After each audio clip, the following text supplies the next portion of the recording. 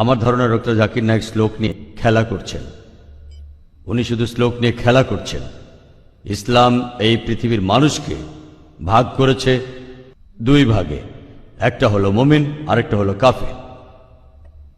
অবশ্যই আমরা ইসলাম ধর্মের এই কথাগুলো বিশ্বাস করি না, মানতেও পারি না। তাই ইসলাম ধর্ম যেভাবে আমাদের উপর সর্বজনীন ভ্রাতৃত্বকে চাপিয়ে দিচ্ছে, সেটা আসলে কখনোই সম্ভব না। ইসলাম মানুষের মধ্যে শুধু বিভেদ তৈরি করে।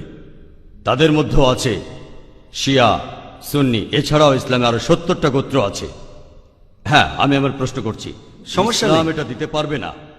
পৃথিবীতে একমাত্র হিন্দু ধর্মই আমাদের সর্বজনীন ভ্রাতৃত্ব উপহার দিতে পারবে। এক কাম সত্তা বিপ্র বহুদা ভেদান্তি, একটু আগে আপনি বললেন। ইসলাম এটা কোনোভাবেই মানে না। গরু হত্যা করছে, কাফির হত্যা করছে, তাদের সম্পত্তি কেড়ে নিচ্ছে, লুট, নারী নির্যাতন। ইসলামই বলে ভ্রাতৃত্ব, তাহলে কিভাবে আসবে? আপনার মুখে ভ্রাতৃত্বের কথা আসলে শুধু শ্লোক নিয়ে খেলা করা। আপনি আসলে হিন্দু ধর্ম বলতে গিয়ে ইসলাম ধর্ম বলে ফেলেছেন। ভাই, আপনি বেশ কিছু মন্তব্য করেছেন। আর ইসলাম বলে ইন্নাল্লাহ মা'আস সাবিরিন, নিশ্চয়ই আল্লাহ তাদের সঙ্গে আছেন যারা ধৈর্যশীল। ভ্রাতৃত্ব বজায় রাখতে গেলে আপনাকে ধৈর্যশীল হতে হবে। ধৈর্যশীল যদি আমরা না হই, তাহলে ভাইয়ের সাথে ভাইয়ের যুদ্ধ লেগে যাবে। ইসলাম বলছে সূরা আল বাকারার 153 নম্বর আয়াতে আছে ইন্নাল্লাহ মা'আস সাবিরিন, নিশ্চয়ই আল্লাহ ধৈর্যশীলদের সঙ্গে আছেন। আর ভ্রাতৃত্ব বজায় রাখতে চাইলে ধৈর্যশীল হতে হবে। আর আমি এখানে উপস্থিত গুরুজনদের শ্রদ্ধা করি। তিনি হয়তো হিন্দু ধর্ম সম্পর্কে ভালো জানেন, তবে দুঃখিত যে আমি তার সঙ্গে একমত নই। ইসলাম সম্পর্কে তার জ্ঞান কিছুটা কম।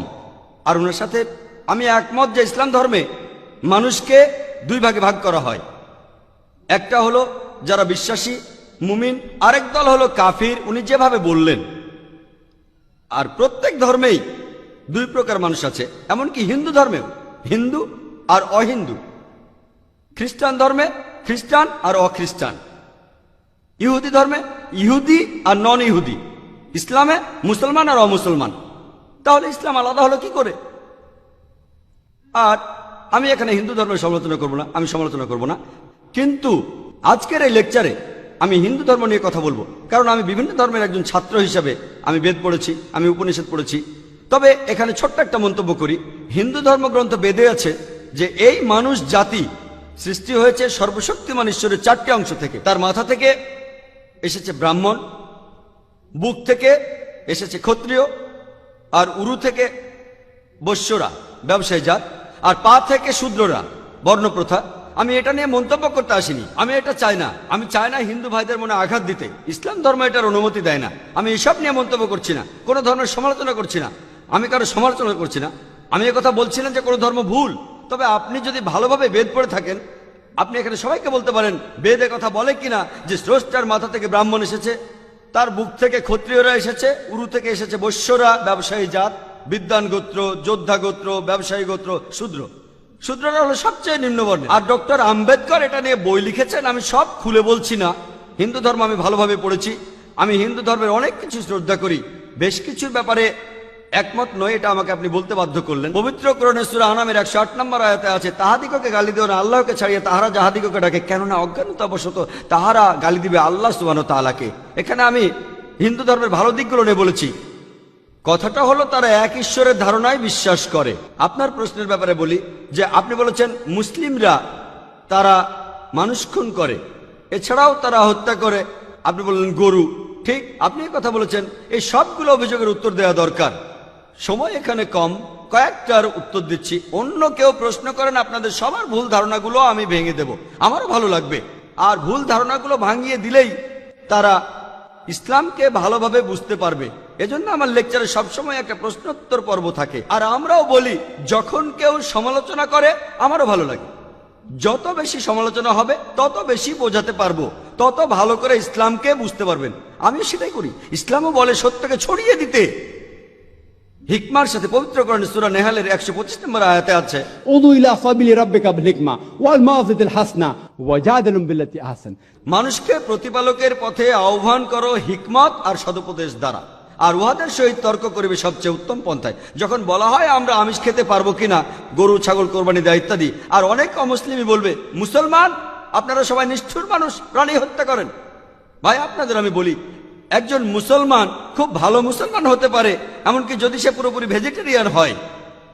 এটা বলা হয়নি যে আপনাকে অবশ্যই ভেজিটেরিয়ান হতে হবে ভালো মুসলিম হতে গেলে, কিন্তু পবিত্র কোরআনে অনেকবারই বলা হয়েছে যখন তুমি মাংস খেতে পারো তখন মাংস খাবে না কেন। পবিত্র কোরআনে সূরা মাইদার 1 নম্বর আয়াতে উল্লেখ আছে, বলা হয়েছে যে ইয়া আইয়ুহাল্লাযিনা আমানু, হে মুমিনগণ, তোমাদের অঙ্গীকার পূর্ণ করিবে আর তোমাদের জন্য কিছু চতুষ্পদ প্রাণীকে হালাল করা হইয়াছে আর কিছু প্রাণী হারাম।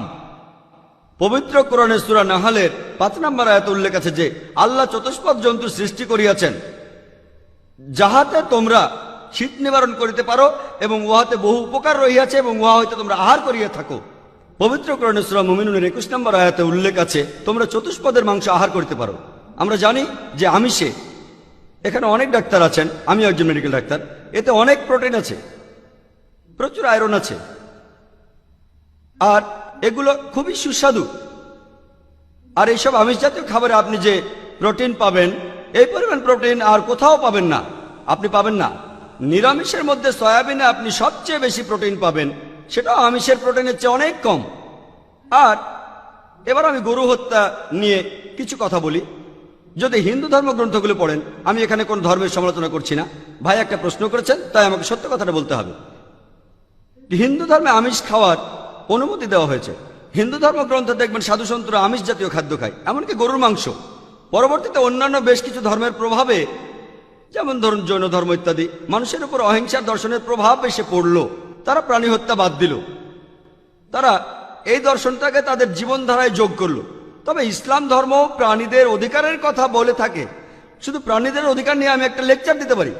পবিত্র কোরআনে আছে পশুর উপর বেশি বোঝা চাপিও না, তাদের প্রতি সদয় হও, তাদের খাদ্য দাও, কিন্তু প্রয়োজনে তোমরা তাদের মাংসও খাইতে পারো। আর যদি আপনি অন্যান্য ধর্মগুলো ভালোভাবে দেখেন, অনেকে আমিষ খেতে বারণ করেছে। এই দর্শনের ভিত্তিটা হলো এই যে আপনি প্রাণী হত্যা করবেন না, কারণ তাদের জীবন আছে, সে কারণে আমিষ খাওয়াটা অন্যায়। আমি এর সাথে একমত। যদি কোনো মানুষের পৃথিবীতে মানুষ হত্যা না করে থাকে, সেখানে আমিই থাকবো সবার উপরে। সর্বজনীন ভ্রাতৃত্ব হিন্দু ধর্মে আছে যে সব প্রাণী আপনার ভাই। প্রত্যেক প্রাণী হোক সে সাপ, পাখি অথবা পতঙ্গ। আমি আপনাদের একটা প্রশ্ন করছি যে কোন মানুষটা হাজার হাজার ভাইকে না মেরেও 5 মিনিটের জন্য বেঁচে থাকতে পারে? এখানে যারা মেডিকেল সায়েন্স পড়েছেন তারা ভালো বুঝতে পারবেন যে আপনারা যখন নিঃশ্বাস নেন তখন আপনার শরীরে প্রচুর ময়লা জীবাণু ঢুকে, সেগুলোকে মেরে ফেলেন।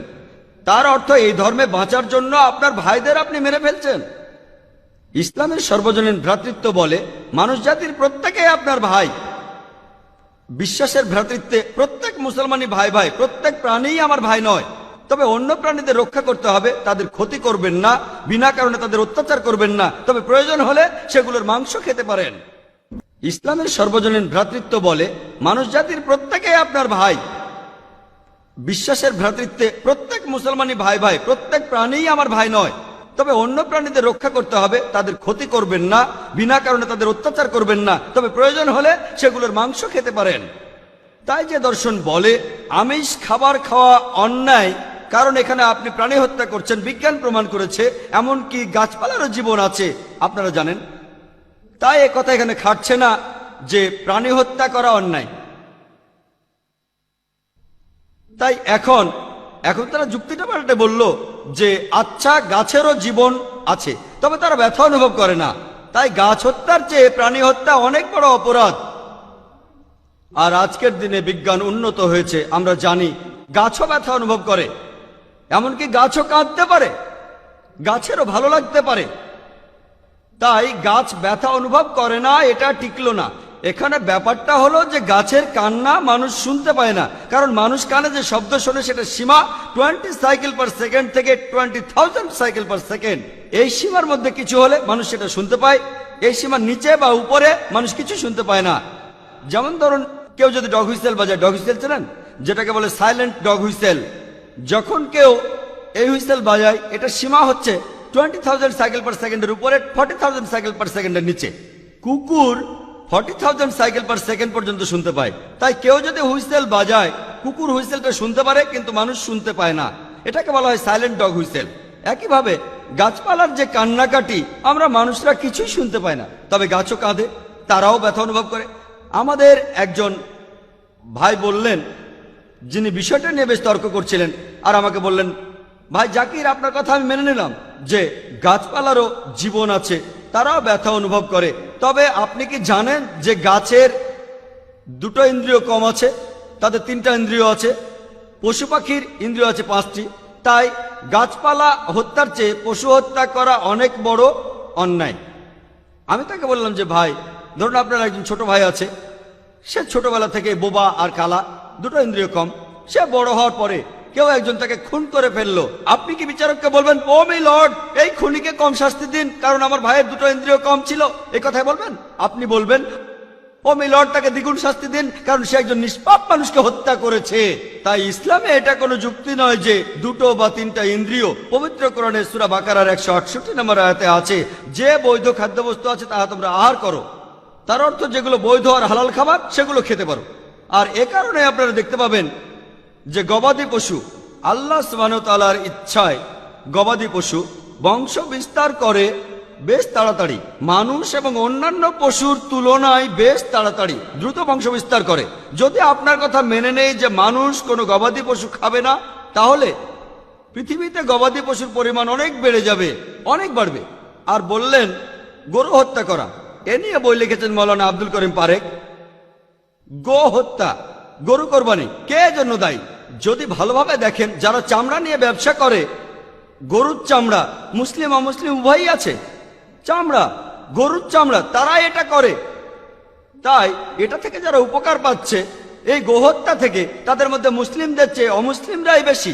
তাই যদি ইতিহাস ভালোভাবে জানেন আর যুক্তিও ভালোভাবে বোঝেন, আমরা জানি আল্লাহ বলেছেন যে বৈধ খাদ্যবস্তু আছে তাহা তোমরা আহার করো, যদি এটা খান এতে কোনো সমস্যা নেই। এছাড়াও যদি ভালোভাবে দেখেন, তৃণভোজী প্রাণীর দাঁতগুলো যদি দেখেন, গরু, ছাগল, ভেড়া, তারা শুধু শাকসবজি খায়, তাদের দাঁতগুলো সব সমান।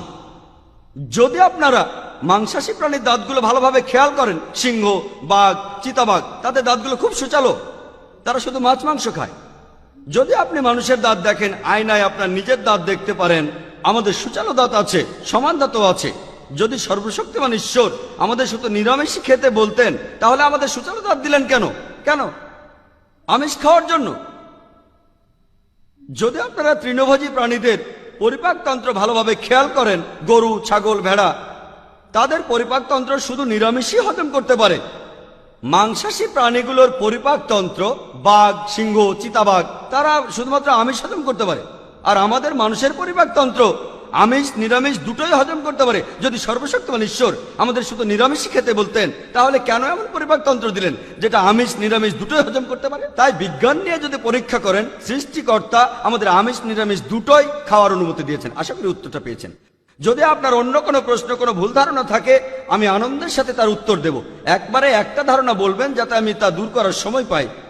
আপনাকে ধন্যবাদ। كذبت عاد المرسلين إذ قال لهم أخوهم هود ألا تتقون إني لكم رسول أمين فاتقوا الله وأطيعون